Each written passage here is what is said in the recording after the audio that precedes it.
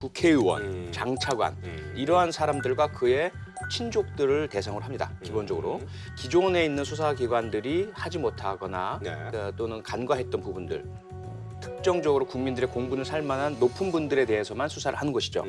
가장 쉬운 설명은 아마도 지난번 박영수 특검 네, 박영수 특검이 상시적으로 존재한다라고 보시면 가장 가까울 것 같고요. 다만 이제 이 규모가 작을 수밖에 없고 그 다음에 과거 대검 중수부가 밖으로 옮겨온 것 아니냐. 그리고 검찰 위에 있는 또 다른 검찰 아니겠느냐.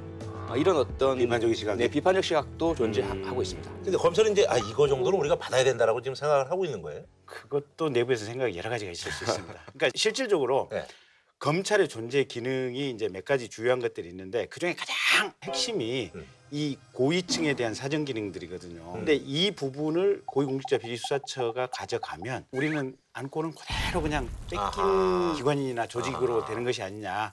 그런 의미에서 이제 걱정이 굉장히 많죠. 근데 검찰 자신들의 비리를 여태까지 수사를 못했었잖아요, 보면. 그렇죠. 예. 또 그다음에 이제 굉장히 정치적인 고위직에 대해서도 아까 박근혜 최순실 예를 들었지만 검찰이 수사를 못했죠. 그래서 그런 점 때문에 지금 검찰이 불만은 많지만 뭐라고 딱히 반발하기도 어려운 이런 상황들이죠. 근데 사실 이제 이런 것들이 뭐 약간의 그 정도의 차이는 있지만 근데 이게 또 부정적인 시각도 있잖아요. 근데 이제 검찰 내부에서 이제 얘기하는 건 이런 거죠. 그러니까 보통 수사라고 하는 것이 이제 어떤 정보를 통해서 이게 수사가 단초가 되는 건데 이 정보라는 것이 그냥 들려오는 풍문이 아니고 대체로 사건을 하다 보면 그 사건 속에서 딸려오는 정보, 수사 정보가 대부분이라는 거예요, 보면. 근데 고위공직자 비리수사처를 만들어 놓으면 거기는 일반 사건은 안 하거든요.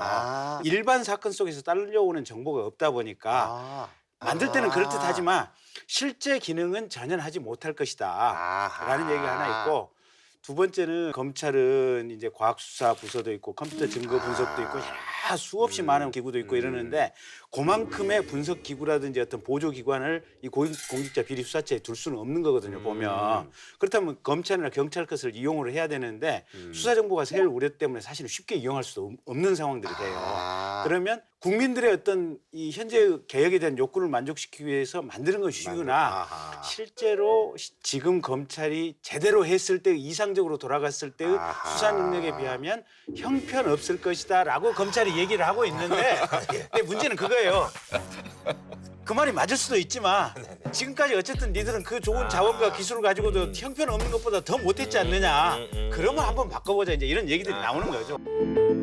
다채로운 즐거움 JTBC